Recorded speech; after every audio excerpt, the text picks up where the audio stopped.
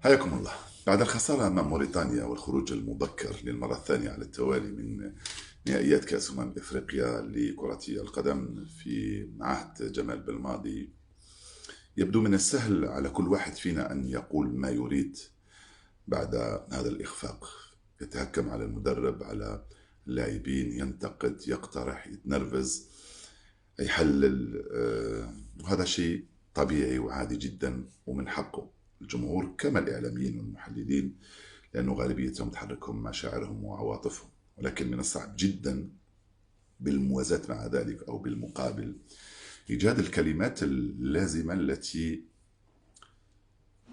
اللازمة والحكيمة والعاقلة التي تبعث الأمل مجددا وتجعلنا نفكر في المستقبل وكيف نتعامل وكيف نستفيد من تجارب الماضي.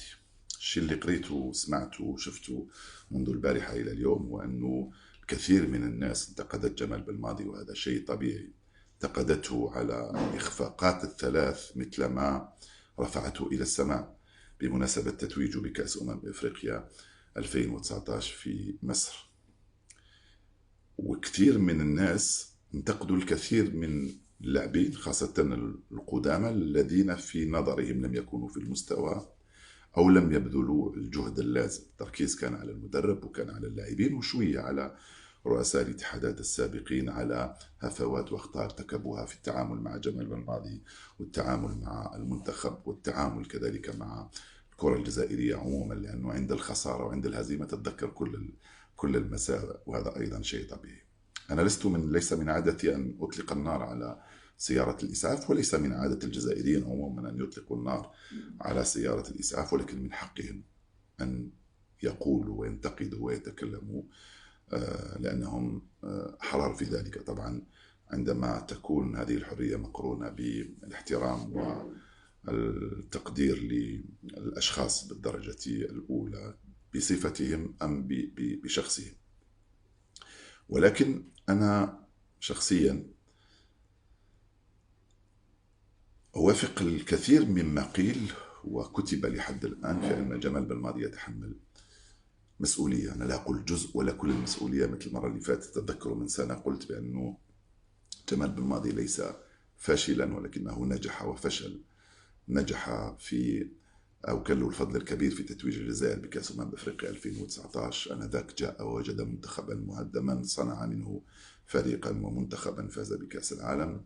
بعد ذلك يتحمل جزء، قلت بأنه يتحمل جزء من المسؤولية في الإخفاق في كامل الكاميرون، يتحمل جزء من المسؤولية أيضا في الإخفاق في التأهل إلى مونديال قطر، واليوم أيضا يتحمل جزء من المسؤولية أو يتحمل مسؤولية الإخفاق في التأهل في التعادلين والخسارة والخروج في الدور الأول من نهائيات كأس أفريقيا في كوت ديفوار. اليوم في إجماع عام على أنه جمال بالماضي يتحمل مسؤولية. أنا نزيد عليها ممكن غلطة جمال بالماضي بالإضافة إلى كل ما قيل حتى لا أكرر. غلطته أنه بقي عنيدا في آرائه وفي مواقفه وفي تعامله مع الصحفيين ومع المحللين ومع اللاعبين. عنيدا. كان بإمكانه أن يغير، كان بإمكانه أن يعطي نفس جديد للمنتخب مباشرة بعد نكسة الكاميرون بين قوسين، ولكنه تمادى أو أصر على خياراته. والدليل أنه وجد نفسه في كأس أفريقيا 2024 يلعب ب15 لاعبا من أصل 26 من اللاعبين الذين فازوا بكأس أفريقيا 2019. معناها أنه لم يعطي نفسا جديدا. حوالي 7 أو 8 لاعبين أساسيين، حتى 9 من اللاعبين القدامى الذين لعبوا معه، كثيرا منهم من تقدم في السن، منهم من تراجع مستواه. وبعدين حتى خياراته الفنية التكتيكية أيضا لم تتغير كثيرا. وصلنا صفحة مفتوحة، لم يعد بإمكاننا أن نجدد، لم يعد يعرف كيف يتعامل مع المباريات أثناءها. وبعدين لاحظنا عليه بأن الضغوطات أثرت حتى على خياراته وعلى تصرفاته أثناء المباريات. لا أريد أن أخوض في الجانب الفني كثيرا، ولا أريد كما قلت لكم أن أطلق النار على سيارة الإسعاف، ولكن لأنه اليوم سهل على كل واحد، ولكن الصعوبة أجدها في الحديث عن المستقبل، ولو أن كل واحد فينا ممكن عنده فكرة المستقبل سيكون بمدرب جديد، أكيد سيكون من هنا إلى غاية شهر فبراير المقبل، لأنه عندنا موعد دورة دولية في الجزائر في نهاية شهر مارس المقبل. عندنا بعد ذلك تصفيات كأس العالم، عندنا بعد سنة أو سنة ونصف يعني العام الجاي عندنا نهائيات كأس أفريقيا 2025 ثم نهائيات كأس العالم. فالمنتخب أو المؤسسة أو المسؤول يجب أن يتجاوز كل هذا النقاش الموجود اليوم والذي لا بد منه، وهو نقاش صحي وعادي وطبيعي وضروري، الناس حابة تتنفس، شيء طبيعي. فالمسؤول يجب أن يفكر في المستقبل، في المدرب أولا. الخيار نتمنى إن شاء الله يكون في المستوى، في الاستراتيجية إن شاء الله تكون استراتيجية أيضا في المستوى مرتبطة بالداخل وبالخارج. كلام طويل ممكن يقال عن هذا الأمر. يجب أن تحدث تغيرات على ما حدث خلال 5 سنوات واللي شفنا فيها مدرب في مواجهة الجميع، مدرب وفرت له كل الإمكانيات، مدرب وصلنا إلى إطلاق عليه تسمية وزير السعادة. اليوم أكيد راح يسموه وزير التعاسة. أنا لا أحبذ التطرف من النقيض إلى النقيض في وصف الأشياء أو تسمية الأشياء. لا وزير سعادة ولا وزير تعاسة، الوزير وزير والمدرب مدرب واللاعب لاعب. ممكن تكون هذه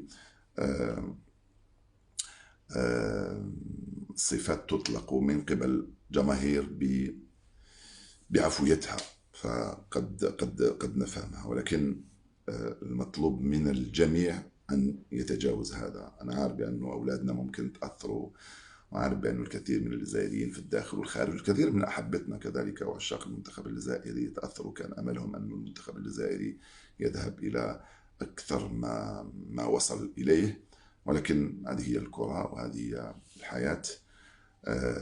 ألمنا كان على قدر أملنا، وأملنا تفرض علينا أننا نأخذ الأمور بجدية هذه المرة، ونحاول أن نصحح ما يجب تصحيحه، واللي لازم يروح يروح، واللي لازم يلتحق يلتحق، واللي لازم يجي يجي. وهذه سنة الحياة في الكرة وفي مجالات كثيرة جدا. أنا عارف أنا لم أتي لكي أواسي، لا حاشا، وبعدين لسنا في مأتم أو في لدرجة أن نواسي بعضنا البعض، لا لا لا، بالرغم من الألم، ولكن هي مباراة في الكرة. وأنا كتبت وقلت بأنه من حسن حظنا أنه خسرنا فقط مباراة في كرة القدم، وأقصينا من كأس أفريقيا ولم نخسر قيمنا ومبادئنا وحبنا لوطننا، لأنه حتى هذه الانتقادات الموجودة والشحناء اللي موجودة اليوم في وسائل التواصل الاجتماعي هي إيجابية، يعني تنم عن حب كبير للجزائري لبلدهم أولا، ثم لمنتخبهم ثانيا، ورغبتهم أيضا في الفوز ثالثا. وهذه بوادر إيجابية قد لا نجدها في بلدان أخرى وفي شعوب أخرى، نحمد الله عليها، ونحمد الله على أننا لم نخسر مقوماتنا والكثير من، ولا أرضنا ولا شرفنا ولا عرضنا ولا أشياء أخرى ممكن خسروها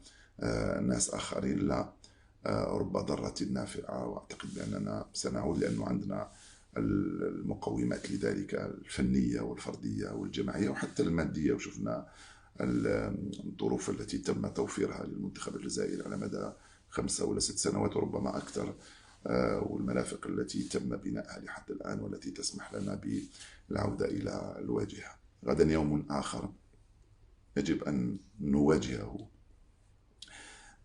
بمزيد من الحذر وبمزيد من العمل، وإن شاء الله اللاعبين ما يتأثروش كثيرا. نتكلم على الجيل اللي طالع بالدرجة الأولى واللي نعول عليه في المستقبل، وعندنا مواهب كثيرة جدا في الجزائر وخارجها، وعندنا مقومات العودة.